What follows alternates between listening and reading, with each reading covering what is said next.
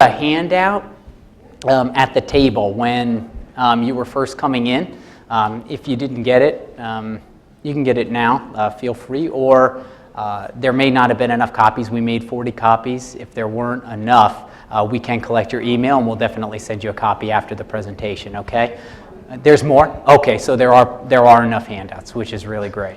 Okay, so can everyone see me down here, or would you prefer me on the stage? Hi, you can see me fine? Go on the stage? Yeah. Okay. Tim, you got to come up too. It's kind of a mutual thing then, I guess, right? Okay. All right, so we'll get started. First, we want to just start our presentation by thanking everyone for coming. I've been referring to this kind of time slot as the graveyard shift of the professional development days.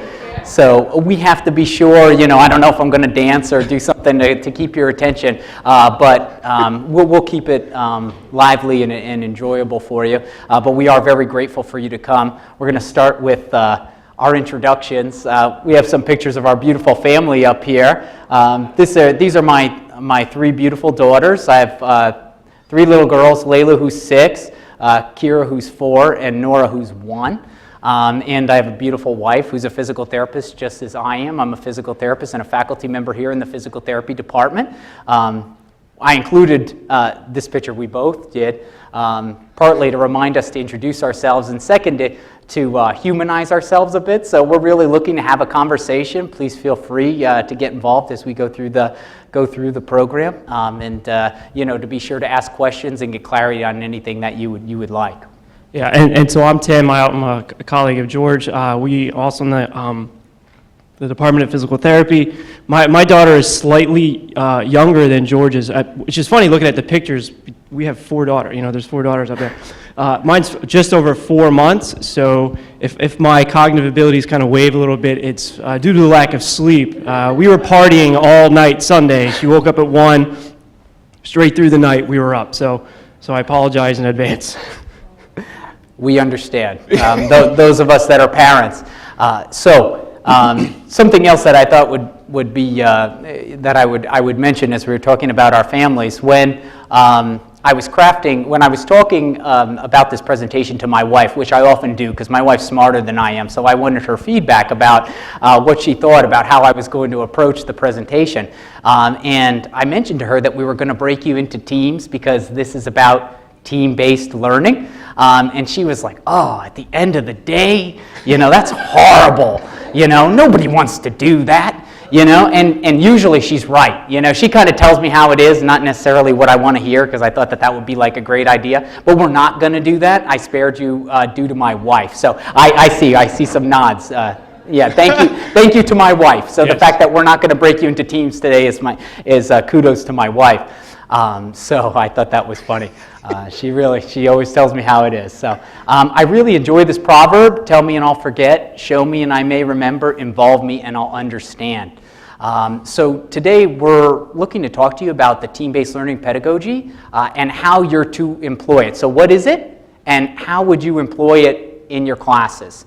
Tim and I feel really passionate about this teaching, this tool, as I'll refer to it, and it is incredibly powerful. I really feel that if you leave the presentation today and you don't feel excited about its potential applicability in your classes and feel like you can actually employ it leaving here, then we failed you.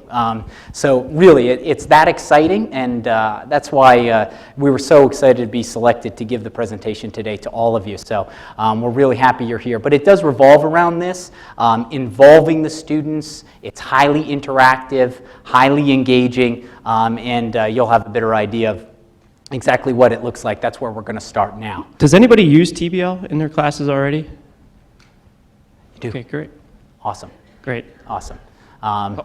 So that's terrific for those of you that already knows what it is, and hopefully we expound a little bit upon your understanding, and really it's for basic application and for those of us that aren't using it. So how how did we come about, how did Tim and I become exposed to team-based learning? We have the pleasure of working with two distinct faculty members at Rutgers Medical College to teach our gross and surface anatomy course in the DPT program, the Doctor of Physical Therapy program. And this was 2 years ago when I first started, it was a year and a half ago, when I first started working with these faculty members, Dr. David DeFau and Dr. Paulo Varicio, this is when I first became exposed to this team-based learning pedagogy. So Dr. DeFau and Dr. Varicio transitioned a traditional lecture anatomy, gross and surface anatomy course to a team-based learning course. They did that a decade ago. And they did it with tremendous success. So they made a transition from traditional lecture format to the team-based format, and what they noted was the success of their students on the medical boards, especially the content pertaining to anatomy, was tremendous. In addition to the fact that the students generally enjoyed it to a very great level. So they knew they were onto something. Dr. DeFau and Varicio, they have actually published literature on the team-based learning pedagogy as well, some of it which revolves around the fact that, as Tim brought to my attention earlier, when no matter what a student gets in terms of a grade in the class, they all report that they were very satisfied with their experience in a team-based learning course. So the grade didn't matter, they were very satisfied and excited. So this was our first exposure to the team-based learning pedagogy, and both of these instructors told us that they would never go back. They would never go back, having gone from lecture to team-based. And they also mentioned to us that no other courses in the medical school are taught in the team-based format. None. But what they did say was, with the lecture halls are ginormous, and very few students actually go to lectures. They're actually recorded and disseminated to all the students from the recording, but nobody actually goes to listen to the actual lecture anymore. So very interesting, but there hasn't been a changeover, more individuals into the team-based format. They're the only ones doing it to great success, but attendance and engagement in the lectures is incredibly low. And this is as per what they told us. And again, we just have a copy of one of the articles that Dr. DeFau was a part of publishing on the team-based learning pedagogy. So what is it? You know, some of you are wondering that. If you've never heard of it, this is why we're starting here, okay? So when we came into the classroom and we were working with these two faculty members to teach a team-based learning course, what did it look like, okay?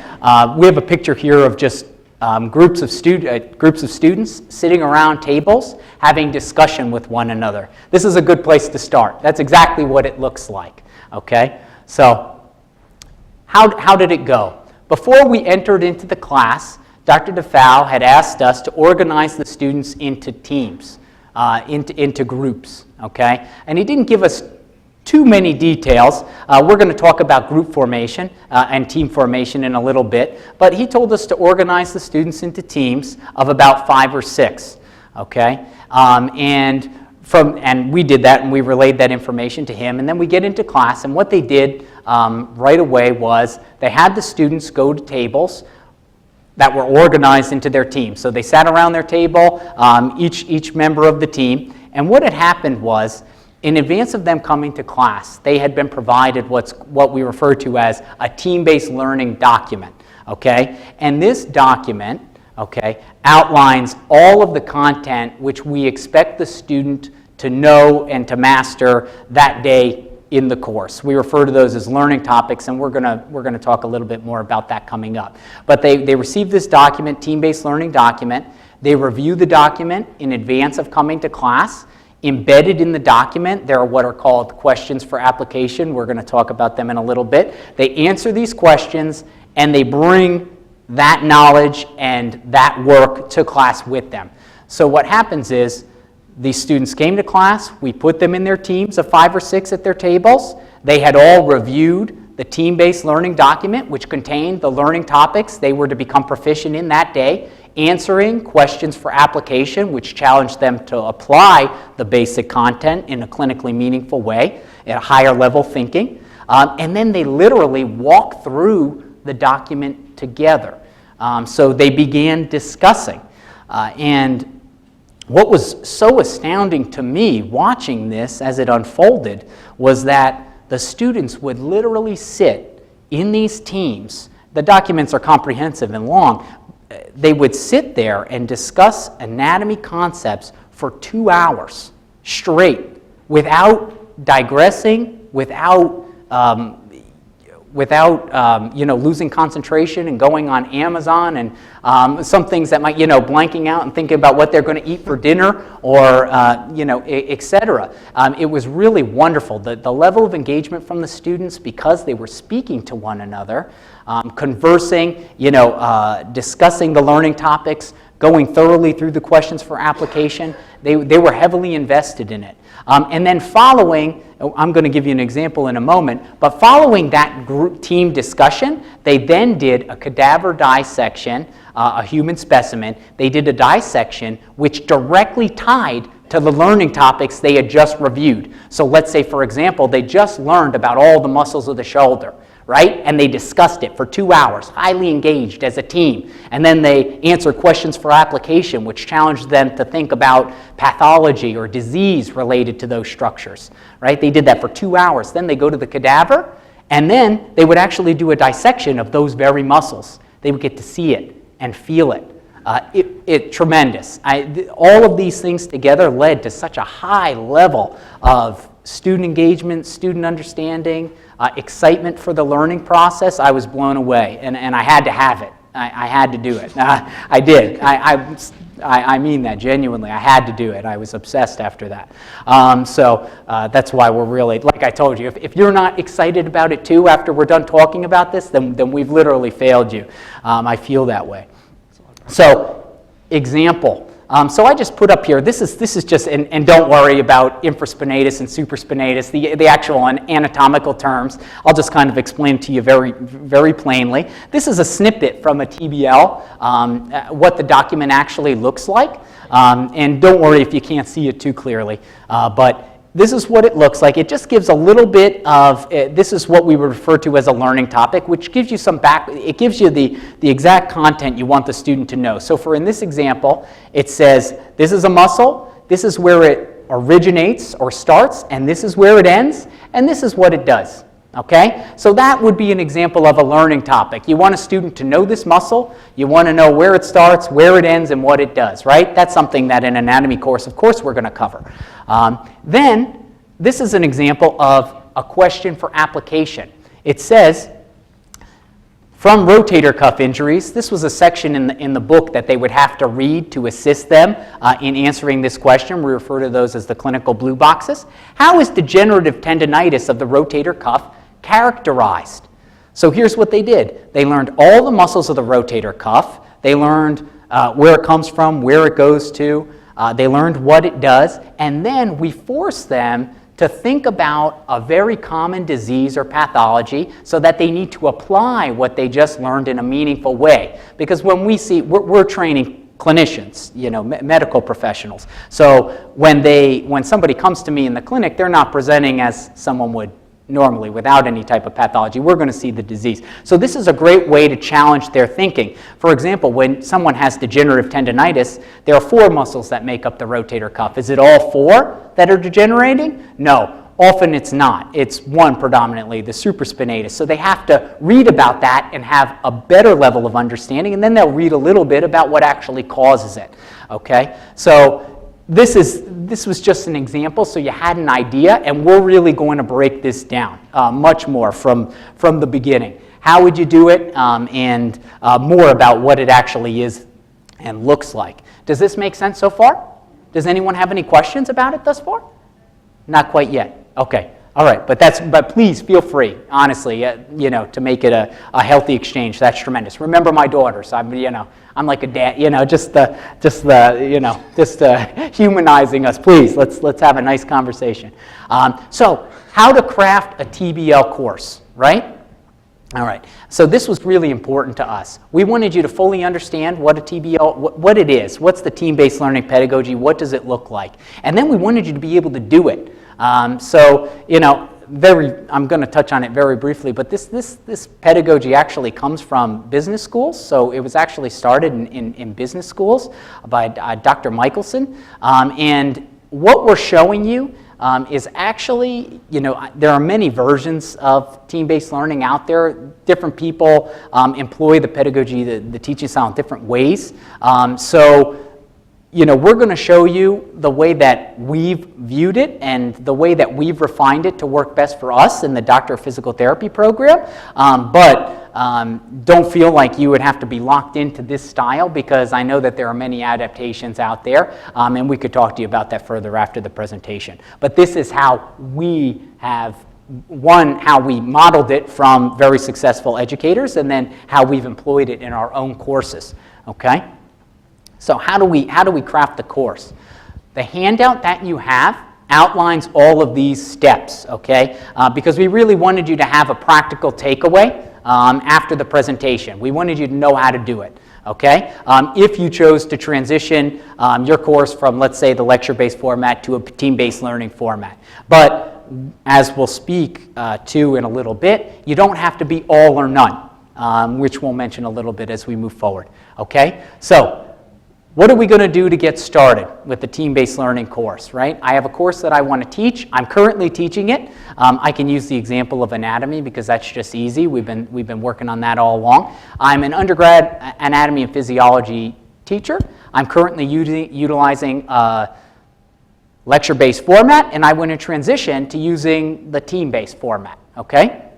All right. How would I do it? Well, one, you need to identify the course content, that you want to teach, and you're going to want to create a course outline. It seems very basic, but it is a really important step in the entire process, okay? So you want to know, okay, I want to cover this material. This is what's very important for my students to know about anatomy and physiology, and over these specific weeks, I'm going to teach this specific content.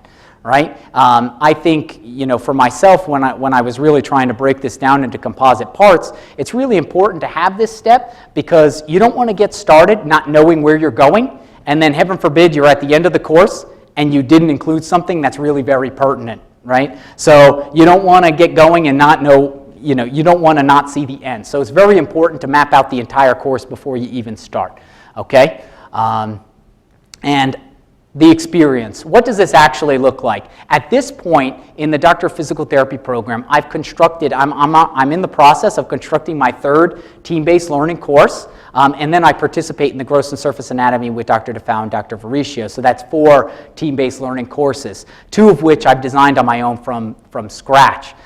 So I'm going to speak from how that, my experience with working this from scratch, and it's really that experience that I've had is really helpful in terms of me helping you, making that transition as well. So how I've done it, and I'm using a very basic example here, but let's say, each week in your anatomy and physiology course, that's just the example, you want to cover one chapter from a text. Generally, for whatever course you teach, you have one primary text that you reference. That's true for me. Sometimes it's more than one, but I'm keeping it very simple. But let's say I have a primary course, a primary text that I'm utilizing to teach my course, and week 1, I'm going to cover the organization of the body, right? That's chapter 1. And week 1, I want to cover that chapter. Well, what I now understand is that in the first week of my course, which is when I want to cover the organization of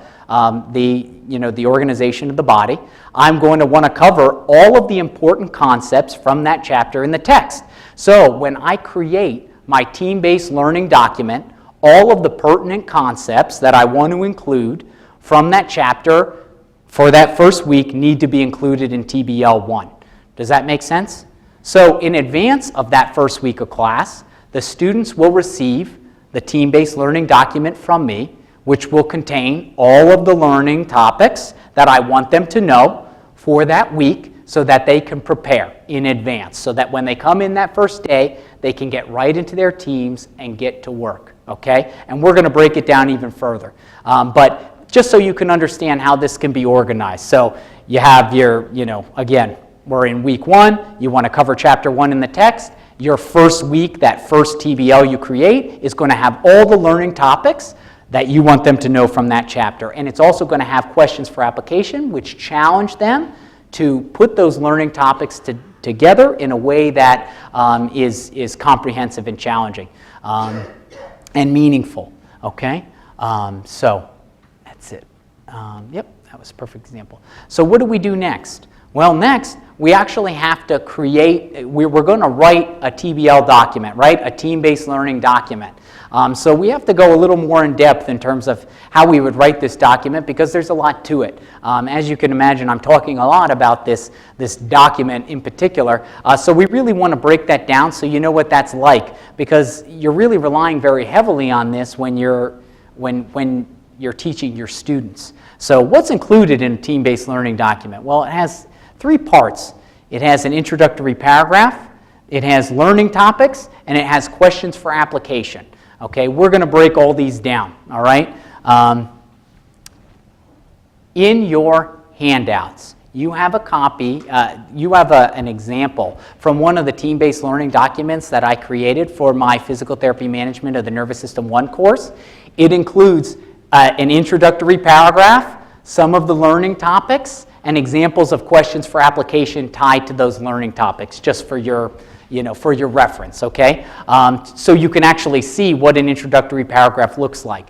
But an introductory paragraph, at the very beginning of the TBL, you're going to want to do a couple things. One, I always reference the text that I'm using to actually craft the TBLs. So for example, for that class, Physical Therapy Management of the Nervous System, I use O'Sullivan, Physical Rehabilitation. So I mention that in that first paragraph. Then I also say that we set expectations for the students. As soon as they read the document, they can see that it says very clearly to them that they need to come prepared to class, having reviewed the document and having answered all of the questions for application of knowledge.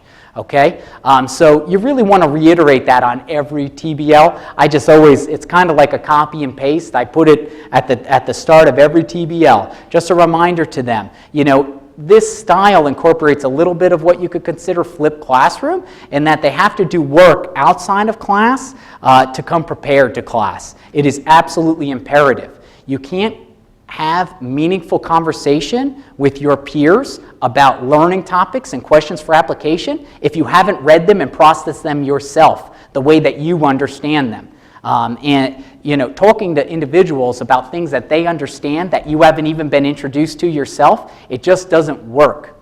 You won't get nearly as much out of the team-based experience in the classroom. So it's imperative that they come prepared. And this just sets the expectation for that. And I also put a disclaimer in there that when I include diagrams to help support the learning topics, that they're really only to focus on the structures that I bring their attention to in the learning topics. So let's say, you're teaching an anatomy class and you show a picture of the shoulder, but in the picture it has a million labels of things that you don't expect them to know. They're really only to know what you're bringing their attention to that were outlined in the learning topics before. I talked to them about this muscle, and I talked to them about this point where it attaches, and this point where it goes to, and this nerve, and this artery, and that's all I want them to know. So anything else in the images that I include in my documents, they can disregard. They're really only to know what I brought their attention to. And we're going to talk a little bit more about that in a moment. George, also one of the things in which you do is, like in that narrative paragraph, in order to draw their attention to some of those structures, what you may want to do is bold, if you want to draw their attention to the supraspinatus, you'll bold the supraspinatus in the narrative text as part of the paragraph that you've included, either with that diagram, saying this is the muscle I want you to be paying attention to, because these diagrams can get very, very complex. And part of what you're doing with this TBL format is just saying, okay, if this chapter is 60 pages long, I don't need you to read all 60 pages. I'm going to condense that 60 pages into a 12-page single-space document, and this is the meat that I need you to know. And so you're drawing their attention strictly to those muscles or nerves or arteries by bolding those, by bolding the names in the text. Perfect. Thank you. Yeah, perfect. Perfect. So The learning topics. So we use these terms, and these are kind of these are terms that we're so familiar with, writing, being so involved in this teaching tool. But so really, when we reference learning topics, it's really just the material that is imperative. That's imperative for the students to know. So really, what are the things that the students absolutely have to take away from your course? Okay, so let's say we're using the example. It's week 1, it's chapter 1, organization of the body, and the students absolutely need to know X, Y, and Z. Right? You read the whole chapter, we know what the students really need to focus on to become absolutely proficient, in the area that you're teaching them, in your area of expertise. And that is really what we're going to be bringing their attention to in the learning topics. Okay? So, you're not including everything. I encourage the students to reference the chapter that I'm utilizing with the team-based learning document. So let's say I'm covering chapter 1, and we have the TBL really outlines the meat and potatoes of that chapter. It gives them exactly what I want them to know from that chapter. They can always go back to the text and read more if they want to expound upon my expectation of them. But they don't have to. I'm giving them exactly what's most important for them to know, okay, in the document. So that's really what the learning topics are. It's those facts, those concepts that you absolutely want them to know from that chapter, okay, for example. And the most challenging thing about writing the learning topics for these documents is what not to include. Right? You read a chapter in a textbook, it all seems important, but it isn't necessarily, right? You know there are those things that are good to know, but not imperative. And what we're able to do with our TBL documents is that we're able to exclude some of those things that are not imperative, that we really want the students to take away from the course. So that's really the focus of the learning topics. It's bringing their attention to what's most imperative for them to take away from the course. We focus their attention, and in doing that, they really retain that information so much better. We're focusing them on what's important, and they latch onto it. And then, as we're going to talk about in a minute, we ask them again those questions for application to really tie it and make it more meaningful.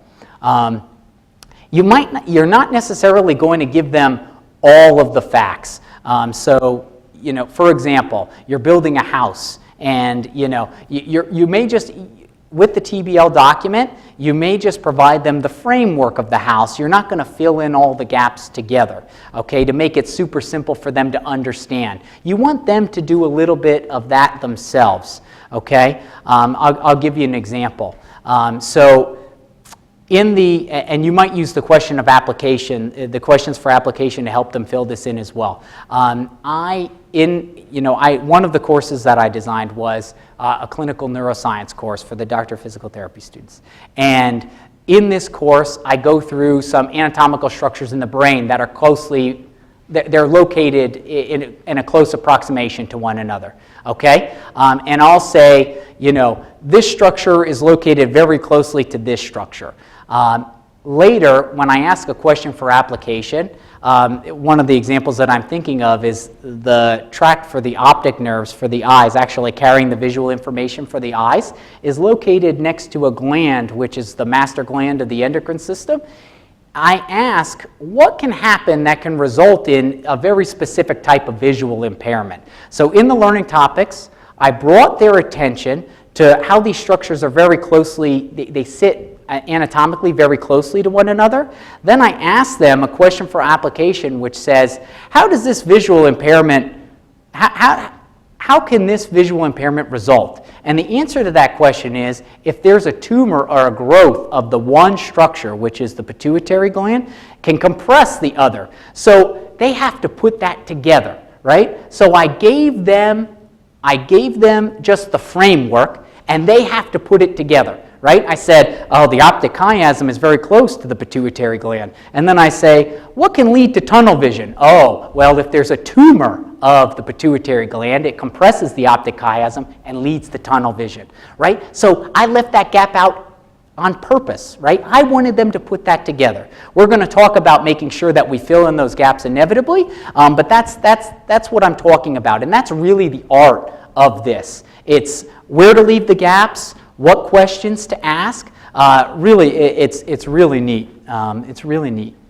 I also mentioned here that you could use Bloom's taxonomy terms to actually indicate at what level you expect the students to know specific concepts. So if it's something that you're first introducing them to, you might say, discover, discover the optic chiasm. This is where visual information crosses in the central nervous system. But later on down the road, as you really want them to comprehend or apply specific information, you might say something like deduce, or again, comprehend or establish, okay? So it's just a thought. And we do that in the Doctor of Physical Therapy program. When I'm first introducing concepts to the students, I use the lower Bloom's terms, and then later on in the program, when I expect more of them, I use higher level terms, okay? Which helps us with our accreditor, showing that the students are making intellectual progress. Questions for application. So I've already exposed you to the one question for application, which was about degenerative tendinitis, right? And that's really what the questions for application are all about. They're allowing the students to, it ties together the learning topics and encourages complex thinking, okay? Critical thinking, and again, it's tying the learning topics together in a very meaningful way. Okay, again, we had the muscles of the rotator cuff, and then we had degenerative tendinitis. In the example that I gave you in your handout, there was a chart there. This was from my Physical Therapy Management of the Nervous System course, and it was about how a clinician will observe a client that they're going to take care of, right? One of the first things that we do, we're having a conversation with the client that we're caring for, and we're going to observe. And one of the things it mentions in there is that you're even going to be observant of odors, right? If you're speaking to a client and you note they have fruity breath, right? And it's very specific in the document that I outlined in there, okay? So that's one of the things in the chart. Later on, as a question for application, I say, what is fruity breath, or actually, I think I phrased it, what is diabetic ketoacidosis, So, they might just see fruity breath in the chart, right? They might just see that. It's like, okay, so I'm going to be thinking about whether or not they have fruity breath, right? But they have to ask why. Why do I care about that? What does that mean? And then I tied that to a question for application. I said, what's the pathogenesis of diabetic ketoacidosis? What population do we see that most often in? How does that tie to fruity breath, right? So it gets them to go deeper into the learning topics. It focuses them, right? And it gets them to ask that question, why? They can't let that go. Like, you see that fruity breath? Everything in the learning topics is fair game. They really need to understand it fully, okay? So anything that I include, it may seem like we're doing a lot of work for them to really pare down the information, but the level at which I assess them and expect them to know that information is very high. They need to know all of it, every word. I hold them accountable for all of that. So if they saw fruity breath and they didn't ask the question, I could ask a question on that, right? Generally, if it's a really complicated thing to put together, I'll ask a question for application and guide them to more information. But I do expect them to be asking those whys. They can't let anything go. Does that make sense? Everybody understand that the questions for application? Does anybody have any questions about that? How you would act, like the components of the team-based learning document? Yes, please. I have a question about actually the next step. Okay. Because I know that you talked about in the classroom setting, you not everyone has to discuss different questions, and then they perform the now activity. Yes. Now, so my question to you is that part of the classroom, or are those clinical hours? Is that the clinical part of the course? Because it depends how the course is structured, how many credits the course is. So this is a combined, it's a combined like lecture lab course. Yeah. So to answer your question, it would be combined. It would be combined. So you would have both components in that course. So they transition right from one to the other. We'll talk about another example of how I've used this in a clinical neuroscience course too in a few minutes. But the experience, so just some things that I wanted to highlight here. It takes a long time to craft these documents, a long time, to go through all the material that you teach and to really fine-tune it to exactly what you want the students to know and to think of meaningful questions for application, it takes a lot of time. I put 20 to 40 hours. That's me. If you're really, it depends on your mastery of the content that you're teaching. Like if you've just been doing it forever and you know exactly what you want to teach and you're a skilled writer, it may take you less time. It may take you less time. It took me this amount of time. I put that there just as a reference, just so you understood. If you're like, oh, this is taking me forever, it does take a lot of time. It takes a lot of time. But appreciate, once you've created the documents and got it all together, then you're refining it, okay? It's never done. It's never done. And I'm going to talk about the refinement process as we move forward. And this is for a full, so that 20 to 40 hours that he's referencing would be for if you have completely converted over to a TBL type course. So this is for the entire class period. In courses that I've taught, I'll adopt a little bit of the TBL style. So as we're going through the semester, if I identify certain content that I think is better served in the TBL format, I may transition just that content into TBL. And so it won't take 20 to 40 hours, but instead may take just a couple hours, 5 to 10 hours to make that transition for the first maybe 30 minutes of a class period. I have them in that TBL format for that given content. A great example is in the course I teach for the physical therapy management of the cardiopulmonary system.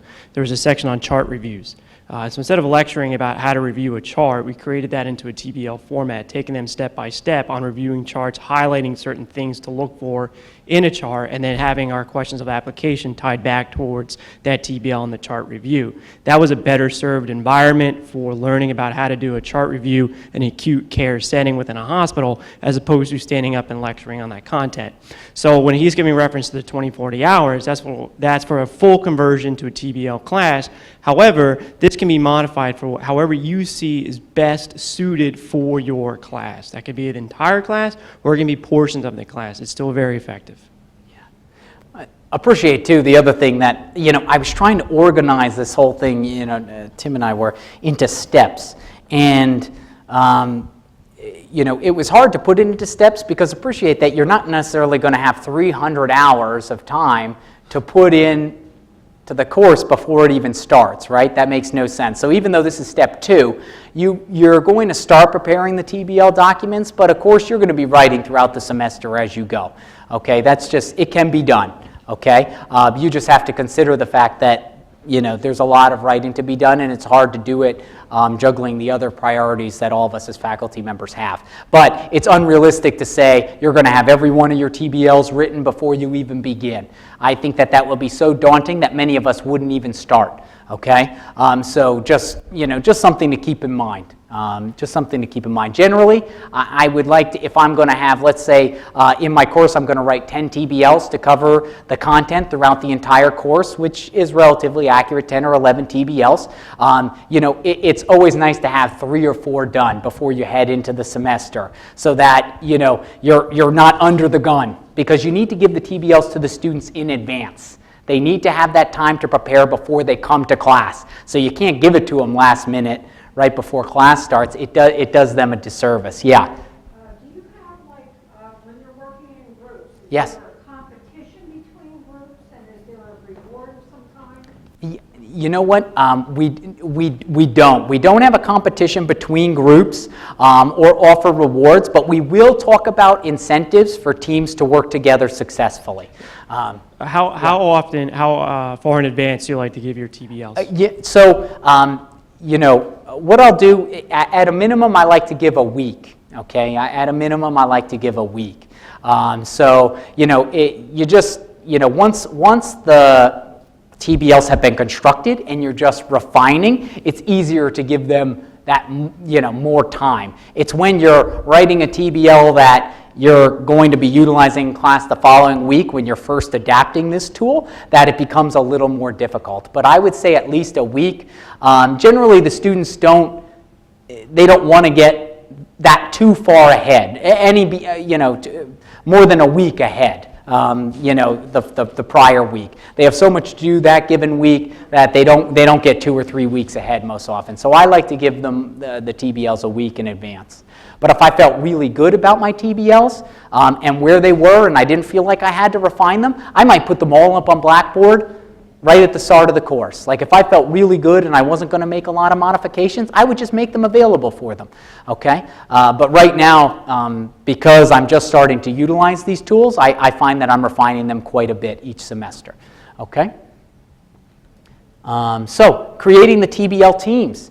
This is very interesting. So, you know, this is talked about a lot in different research articles. It's talked about in, well, not actually what leads to successful teams, but individuals have commented on in papers, research papers about what you need to consider when you create teams, but there hasn't been a substantial amount of research done. There's been a gap in the literature revolving when you consider these things and create TBL teams considering these components, it leads to success. My colleagues and I in the DPT program are actually conducting that research now. We're doing research on what variables lead to successful team creation and team-based learning courses. So it's really neat, and we're really looking forward to the outcomes of that. But what is common when you look into team-based learning books, team-based learning articles? They mention they're very consistent in mentioning numerous things that you need to consider when you're going to put your students into teams. One, you don't let them choose their own teams. Okay, because it creates an imbalance. You know, it can create an imbalance. If you have a group of hardworking students that really enjoy one another, they're going to get together, and only they are going to benefit from the knowledge, that knowledge with one another. Okay, so the whole what we've read time and time again is that you want to distribute the strengths of the students in the class if you can. Okay, so I'll mention to you, an example. How would you do that? Well, we were heading into, for example, we're heading into the graduate level anatomy course. Well, the students we have some information that will indicate to us the level of academic success. Have they taken undergraduate anatomy and physiology courses before? What are their grades like in those courses, right? That's experience with the topics that you're teaching them, and then how they performed. So if you had your A performers, and then you had your B performers, and let's say you had individuals that got C's, right? You would want to distribute the A's with the individuals that got C's, right? The whole thinking behind this is that as the teams are working through topics together, right? You want a distribution of strengths so that the individuals that may have a better understanding can teach and help support those individuals that may struggle a little more with the content. Okay? And the whole goal for all of us when we teach our students is to ensure that everyone is successful. So that's really what we're trying to do when we're crafting the teams. We're trying to create them in a way where everyone will be successful. No, that's Okay. about right. Okay. Yeah. Okay. All right. So just from our experience, the experience actually working in a team-based learning course, if there are difficulties within the teams, generally it's not because there hasn't been a solid we haven't done a good job distributing the strengths of the students. It's more often due to personality conflicts, which happens. Okay. But realize that that's also life. Right? We're working with other people throughout our entire professional careers, okay? Sometimes we may not necessarily get along with others, to the degree that we would like, but we need to be respectful and we need to work together in a way that we're going to all get to attaining our goals, okay? But generally that's what we've noted. If there's been any issues within teams, it's usually personality conflicts and not a team wasn't successful because we didn't distribute the strengths. It's not an academic issue. Okay, and this is just, I had already mentioned that we're doing the research on team creation due to it being a gap in the literature, and I just brought it back here because, of course, that's part of our experience too, which is really neat. We're really looking forward to that. We're in the process of conducting that research now. Analyzing it, I should say. So, 4, facilitation in the classroom. So now you've created, right? We've organized the course, we've written our TBLs, okay? And we've organized the students into teams. Now you're actually in the classroom. Yeah, Strawberry. So do you keep like the same students, same team, like all semester, or do you switch it up by chapters? Or? Yeah, no, I keep them in the same teams all semester. In between semesters, because the DPT program is a 3-year lockstep program, for every course that I have, I transition them into new teams. So I won't keep them in the same teams. That's a great question. So, facilitation in the classroom. This is a little unsettling. It can be, making a transition, right? From a lecture-based format, right, where we're used to speaking, speaking and relaying the information to the students, to really stepping back and facilitating, letting them work through the topics together, okay? If you have 5 or 6 bright students together, having conversation about material that they've already come prepared, having reviewed, answering the questions for application, 80% of the time when they're talking through questions that someone may have, let's say I encourage them to move through the actual document line by line. So somebody will read the document. Oh, does everybody understand that? Yes. And then they'll move on to the next line. If someone doesn't understand it, 8 out of 10 times, because there's 5 or 6 students together, the collective mind of the group, they can come to the right conclusions on their own. We let them do that. That's great. That's a teaching moment, right, for the student that's able to deliver that information to them. That's a beautiful way for them to learn, okay? So you step back, you let them do that, and where do we come in? Well, that 20% of the time where they can't come to consensus, when they have questions that they can't agree, they can't come to the answers or they don't agree upon the answer when they're working through the learning topics or the questions for application, they'll raise their hand and we'll come over. It may seem like less engagement, but believe it or not, there is way more engagement between you, the faculty member, and the student in a team-based learning course than in a lecture course. I get way more questions. Great questions, thought-provoking questions. Realize they've worked their way through the content, right? They've talked about it with their teams. When they call me over, it's really something great. Like they've really been thinking hard about this, and it's generally a brilliant question, something maybe I haven't even considered. It may be a little bit out of the scope of what realize that you're opening yourself up to any kind of question, but it may be beyond the scope of even what I want to bring their attention to in the team in the learning topics. But it's awesome. The questions are fantastic, and that's one of the best parts. You really get to have such a beautiful exchange with the student, and you're not talking to them about everything. They don't need that. They don't need us to explain everything to them. They read through the document, 80% of it they get. That's great. You got it. And you talked about it with your team, which further reinforced it. Maybe you taught somebody. Perfect. But that 20%, we're there for that. We're there for that. It's like a focus lecture at just that moment on just what they need. Right? And during that time period, when they're asking these questions, and this could also be a challenging interaction because your initial reaction is to kind of tell them what the answer, like here's what you should be thinking about, here's kind of the answer to your question, but that then kind of defeats the essence of the TBL format of helping them critically think about the question of application. And so that interaction for that 20% is helping to continue to guide that conversation, to ask additional questions, to get them to think a little bit more and help them arrive at the answer themselves. And so that quality of the interaction is much, much higher in this TBL format. Perfect. Yes. Thanks. Yeah. So, and I've kind of already commented on this. What I wanted, just 2 points from this slide. So this is, again, our experience with facilitating. So 2 of the things that I really wanted you to think about were, 1, if a student asks an awesome question that isn't in the learning topics, it isn't really something that you want them to take away from the course, just, you definitely want to answer, and that's awesome. I always encourage it because it's just tremendous that they want information even beyond the scope of what you're trying to deliver to them. That's tremendous. But I always reiterate to them that my expectation of them, I'll tell them, oh yes, let's talk about that. But realize that that's not within, I'm not holding you accountable for this information, right? If it's not within the learning topics or a question for application, I'm not holding them accountable for that. So I'll just reiterate that to them if it's really beyond the scope of what I want them to know.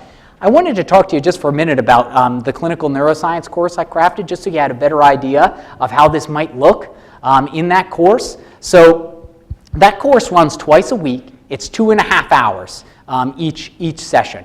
Okay, so the first day, because I wanted to just speak to you about how you can integrate other styles. It doesn't just have to be team-based learning 100% of the time. How have I really made this work best for my students? So it's 2.5 hour sessions twice a week. The first session, they get into their teams. They've already had the TBL for a week. They work their way through it together. They've already answered the questions for application, so they're making their way through it. They're having great discussion, working together with one another. They're asking me questions. I'm facilitating for those questions again where they can't come to a consensus, okay? Generally what I've done at that end of that 2.5 hour session, I will do a group review of the questions for application, okay? So the end of that first day, I found that it's helpful to do a group review of the questions for application. The reason that I've started to do that is that sometimes it's a matter of you don't know what you don't know.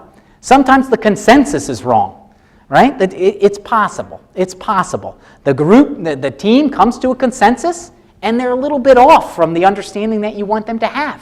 So I go over the questions together with the class. Generally, somebody reads the question, I ask, what do we think? Someone delivers it, I say spot on.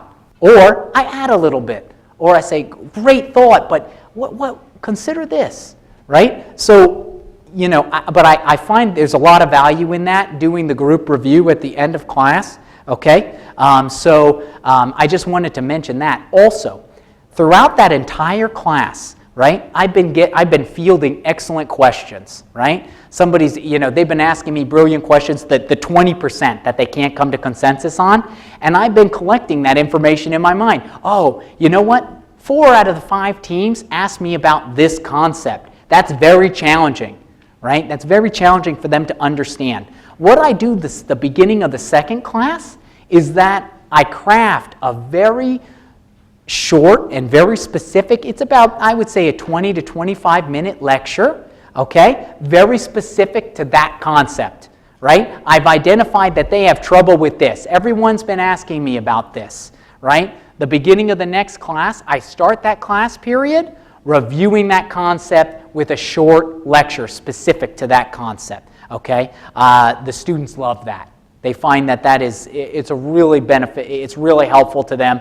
And again, it's not everything. They understand most of the concepts, a lot of material without us, without me needing to intervene. But those areas where they have, where they really find the material challenging, I give a very focused lecture that second day, okay? And Tim, did you? Yes, I almost do it in the reverse, where most of my courses are more lecture heavy, but then looking ahead, I identify concepts, or like I talked about earlier with the cardiopulmonary course, where it would be best delivered in a TBL format, and then construct shorter TBLs to address that content, as opposed to larger TBLs followed up by the lecture. So it's really about finding kind of what combination or what percentage of these different methods of teaching are best for facilitating your course, and that's really important. You don't have to make the full transition to TBL. You can take bits and pieces. Okay, and this is the last part of our 5 steps, and this is a really exciting part. It's creating the assessments, the tools that we use to ensure that the students are, our quizzes and tests and practicals, etc. But predominantly quizzes and tests is what I'm referencing here. So how do we do it? I think a lot about, my experience as a physical therapist, for a number of years, I was also a manager of many clinicians in a physical therapy practice that I was a part of. And I like to think a lot about educating my students in terms of how I also managed the clinicians that I worked with. And one of the things that I found was, which is incredibly important when managing individuals and also with guiding my students in a class, is setting expectations, right? So setting expectations. It's very clear what I expect of my students in my team-based learning course, right? It's all encompassed in that team-based learning document. This is what I want you to know, but I want you to know it here, right? So in that way, it's such a beautiful thing to set expectations that are so clear for our students. They really feel, it empowers them. They feel like they're in control. I know what I need to do. I know what I need to do. I need to be proficient in this material. I need to really understand this, and they're all in. They dive in. They're all over it. I've never had a situation where students come up to me after an assessment. They think that my assessments are tough, but very fair. Because they're like, oh, Dr. Holland, what about this question? I say, oh, you remember in TBL 3 that when we talked about that? They're like, oh, of course, I forgot. It's just so clear. It's right there. And what I'll do is when I'm creating the assessments, I go through my TBLs, right? And I will create one question for all of the most pertinent concepts from the document. So it's like, oh, I talked about the shoulder here, the muscles of the shoulder. I'm going to ask one question about the muscles of the shoulder. And then I move on, right? And I create my assessments only from the team-based learning documents, okay? So only from those documents that I've crafted. That is where I create my assessments from. All the material is in there. Now, don't think that again, I'm looking for them to apply the information when they're answering the questions. You can have application level questions because they've already done it with the questions for application in the team-based learning documents. So often I'll also use those questions for applications when creating assessments, when creating the questions. So here's how it looks. When my students are taking when they take an exam, for example, all of our assessments are in Blackboard. We're a green program, so all of our assessments are in Blackboard, okay? And the student will take the assessment individually on their own first, okay? Then what they'll do, after they submit their exam, I put them into their teams. And they take the assessment then immediately following as a team. This is so powerful, because they have such beautiful dialogue about those most important concepts right away, right? So now they're all together. I've made one question from all the most important concepts. Now they're talking about these questions that tie it all together, right, as a team, right? And then when they submit that, they get immediate feedback. I give them the Blackboard gives them the answers right away, so they can make sure, oh yeah, as a team we were right. Now they explained it to one another, and generally they almost always make the right choice as a team. They score very well. And as we were talking about earlier, what's the incentive for them to work together? Well, the team portion of their performance also weighs into their final grade. So if an exam that I give for the students is worth 10% of their grade, I may also make the team exam worth 3 or 4% of their grade. So there's skin in the game for them to work together well as a team, because they take every assessment that I give them together following the individual. Something that I also like to do, generally what I'll do is there'll be about 3 or 4 TBLs to an exam. Okay, so I give more frequent exams through my courses. I don't have like a midterm and a final per se. I kind of break it up. Yeah, it's too much information for the level at which that's what I found. I'm not limiting anyone. We'll go through 3 TBLs so what I'll do is 1 week TBL, week 2, second TBL. At the end of that second week, I generally give them a quiz on the first 2 weeks of content. So those first 2 TBLs, that second week, that second day of class, the last day of class, I give them a quiz on both of those 2 TBLs. The reason that I like to give them so many assessments and that quiz that kind of breaks things up is that it lets them know whether or not they're on track, right? If I give them a short quiz and it's based upon that data and they do really well on it, they know they're on track for heading into the exam. If they do really poorly, they know they need to meet with me ahead of going into the exam, right? I'm struggling with this content, and now we're getting another TBL, and then we have the exam. I better meet with Dr. Holen, or I better spend more time with my team to really refine my understanding. With the team, with the quizzes, I also do individual and team. George, what do you think the difference is on average for the grades between the for individual assessments and then when they take it as a group? Yeah, that's a great question. You know, I would say, I mean, individual, you might have an average of 80, you know, 75 to 80, right? And then, you know, it depends. It depends on how challenging the assessment was. But the team, you're always looking at like 95 potentially. It would probably be the average. They do much better as a unit taking the exam, and that's a nice way to pad their grade a bit. So Which is interesting, right, to see the collective effort of the team with that when they start working together to solve this problem, this clinical application problem as a group. And so there is a lot of learning which takes place, and as demonstrated by the higher scores on the team-based exams. Does that make sense? Yeah? Okay. All right. Let's see. Okay. The experience. And the other thing that I just wanted to note, because refining these documents over time is something that's so important, we always do a thorough item analysis, which is really easy if you do your assessments in Blackboard, but I want to know which questions were good, right? Like which questions really gave me the data that I need. You know, if every student, when I look at my exams, let's say usually my exams are about 25 questions, okay? When I look at how the class performed, if 90% of the class got a question wrong, what does that lead me to believe? Yeah, something's not clear, you know? Either it wasn't clear in the TBL or I missed it, you know? I didn't speak about it the right way when I gave my mini lecture. I need to refine the TBL. So I really look very closely at those and I say, you know, this is an important concept. I want the students to understand. It's a gap in their knowledge now. So I really, you know, before we move on, one, I want to make sure that they understand that, right? Two, I want to make changes to my TBL documents so that in the future we don't have this situation again. They just understand, right? So I think that it's really important to do that analysis for that reason, okay? You know, I also use a discriminatory index of less than 0.1. So if the question doesn't discriminate between the best performers and those that struggled with the content, again, it's not of great value to me.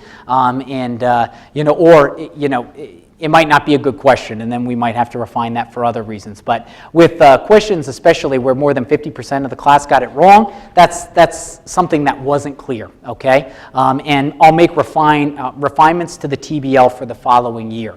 So that's what this is all about, making the product better moving forward, and this is just one way that we do that. Okay? So with we only have a couple minutes left, and so what we want to get your thoughts on it, based on kind of, we've walked through this TBL process, is kind of what do you feel are some strategies or some strengths of utilizing this method of teaching? So we want to kind of open it up to the group here, based on what we've talked about today. Sorry, Tim. Thanks, George. That's sorry. What do you guys perceive as some of the strengths or benefits of this TBL format? What was that? I said it's student focused. Student focus, right. The fact that you're able to understand where the knowledge gap is before they take the exam, that's wonderful. It is a beautiful thing because then you can identify it prior towards assessing them as opposed to assessing them and then, oh, I missed it afterward. Yeah, afterwards, yes. Yes, in the back, yes. A lot of our classes, because I'm in nursing, Okay. a lot of our classes are much smaller, so I may only have 12 students in class. What is the smallest group or team that you put together in order to get some real good dialogue? That's a great question. Yeah, 3, 4, 4. 4, and then the largest would be 8. Yeah, You know, largest would be 8. yeah. And some of that feedback is from Dr. DeFau and Dr. Mauricio. Yeah, on their experience in the medical school, yeah. So we were thinking about what are some of the strengths of utilizing this as well. And one of the biggest things was student engagement. Is that they're completely engaged for the entire time of that TBL. And that while they're engaged, we've noticed over the course of the semester, they develop this kind of camaraderie with each other, that they develop a relationship, they start working together, and in their teams, they're helping each other out. they're teaching each other that content, which is a really cool thing to see, is when a student has a question and another student starts explaining it to them and teaching them the content, which is beneficial for both parties, because one, the one student is learning from the other, and the student that does understand it is kind of reiterating that knowledge by being able to teach it effectively to the other students. The other thing is that they all have to come prepared to class. When they come, they've had a basic understanding of the material, and what we have found is that by giving them the TBL about a week in advance, we encourage them to read that TBL at least 2 or 3 times. I think is what we found is that that's what they need to read to really have a good understanding, to engage in meaningful dialogue. And we found that also it starts to improve their study habits, as opposed to just going back to the material after the course. They're taking more of a proactive approach towards their education. So what do you think are some of the challenges with TBL?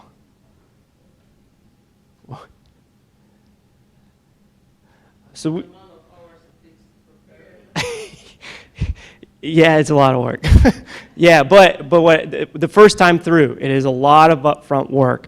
But after you've kind of gone through the TBL once, it's less upfront work. It's more just refining and tuning. The initial time through, it's a lot of upfront work. Yes.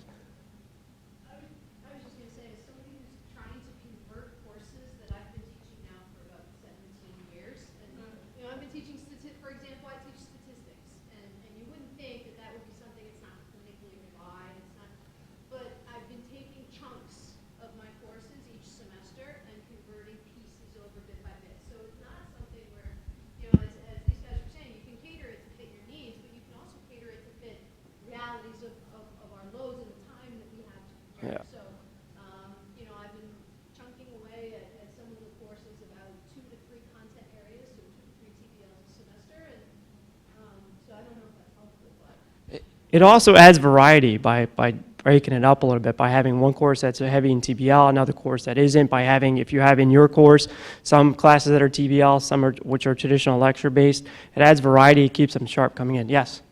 Have you found that some of your students don't come prepared to class and rely on some of the stronger students to complete the Yeah, that's a great question, and that's part of with this process we have found in the anatomy in the summertime, that those students who initially struggle don't kind of give into the TBL process. They kind of they fight it.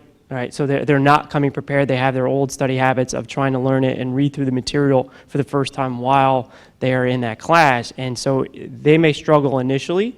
But what we do find is that camaraderie that starts to develop kind of helps the students. The students start helping each other change their behaviors, change their studying habits, and then ultimately when they start changing their study habits, they will become successful later on in the semester. It's a very tough transition for some of our students initially. So one of the things is just that, is that preparation work that has to go in beforehand. Because if you have to read these TBLs 2 or 3 times, if you have 6 classes and it may take 4 or 5 hours for a student to read through the TBL for the first time, and then the second time they go through it, maybe it takes 3 hours too. And by the time that they're ready for class, they're able to effectively go through the TBL in a much shorter time period. But they may struggle initially with trying to manage this by preparing ahead of time, and so that's a definite struggle. The other one is just personality conflicts. This is inevitable. It's going to happen, but we also think that's a really important learning lesson for their development as well. Because just like George talked about earlier, you're going to go out to the workforce. There's going to be colleagues. You're going to have your coworkers, bosses who you just do not get along with. But guess what? You have to find a way to work with one another, and so it becomes a really good opportunity for them to develop professionally as well. So that we try to convert that pro into a con as well. Con into a pro, sorry.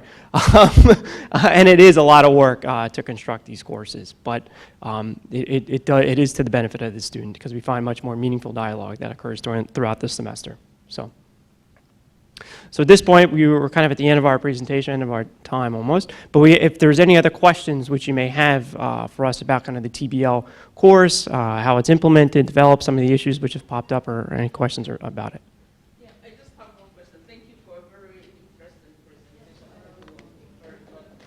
Thank you. Other than assigning the students to groups, Yeah. how is this different from flipped classroom? Yeah, it's a good thought.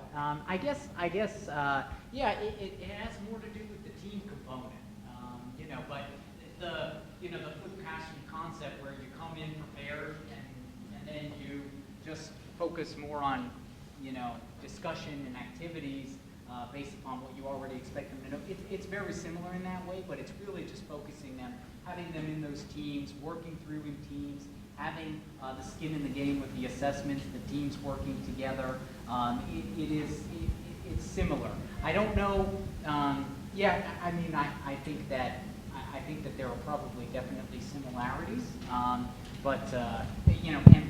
something just to appreciate. As a physical therapist, I use this as a comparison. As a physical therapist, we have to do 15 continuing education credits per year, right? A lot of us need to do continuing education credits as professionals. I'll go to somebody that's teaching me about the shoulder, and they'll be like, you know what? This is the only way to treat somebody's shoulder and make them better. I really hate that. That's a pet peeve of mine, because that's not true. That's not true. It's a tool, right? And this is a tool. Team-based learning is a tool. So is, the flipped classroom. Lecture's a tool. We need all of these tools, and I think there's just different moments that we should implement them at different times. And my second and follow-up and final question is this. How are the students evaluating the faculty on this courses? Because with the flipped classroom, I think that the research is that the students don't really read the professors very well simply because they're doing the work, even though the outcome says that the students perform better in a flipped classroom versus lecture. So what is your experience? How are the students reacting to this, where they have to do majority of the work and the teacher literally is just in the class and the supervisor, are they reacting? Yeah. I think your Cert 2 scores are good. In fairness, yes. I mean, that's accurate. Our students respond incredibly well to the team-based format. They love it. They appreciate what we do in the course, our part, right? So we're very much engaged with them when they're in the classroom, and I think that we even build a better rapport with them in the team-based classroom than we would in a lecture-based class. I do both. I'm going to be teaching this semester undergraduate anatomy and physiology, and I haven't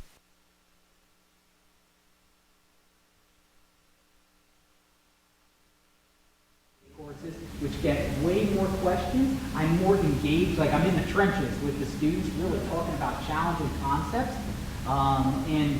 So they really appreciate that. And those mini lectures that I give, which are so specific to their needs, I really feel like, we have tremendous feedback from our students. And it's reflected in our Cert 2 scores and other sections. Yeah. And so part of the research that we're also doing, and Dr. Lou's done from Franklin Department, also helped us with some of our research. One of the things that we did for the research was extensive was Dr. Lou's done facilitated focus group discussions with students. Shortly after starting the class, they had a little experience with TBL, and then again at the end, that is currently being involved in being analyzed. But by and far, the feedback that we've gotten from the students is extraordinary, and they really show that they're getting a lot out of the experience. They really appreciate the experience, and we're hoping to present that research information later this year and formally disseminate it later. But by and far, lots of positive things out of it. They appreciate it. To add to that, since I have the pleasure of looking across the program and all of the faculty and all of the different types of pedagogy that are employed in the education of our students, there is no difference. And that's what you would want to see. So, as a director of the program, I don't want to see a difference in the delivery of the courses and the level that my faculty is performing at, regardless of the type of pedagogy they use. So, if that's constant and they're all performing well regardless of the type of pedagogy and the student engagement is higher and the student learning is higher, that's just a win. And there is no difference. And when you ask the students, they've actually elected, they would love us to change the entire program. if anybody really, this is, as I said, it's a little bit of an art. It really is kind of getting something like this going, and you may require support. I wish we had put George Holland, Tim Marshall, you can look us up in the, you could just look through Kane. I would be happy to talk to you, if you started to employ this strategy and you get stuck and you want support or guidance, or you have more questions.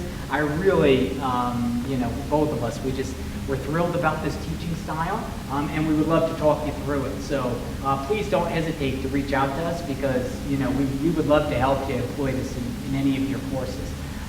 We've just had it's been such an amazing experience for us employing it, and we just really wanted to share. Yeah, thank you. Thank you, guys.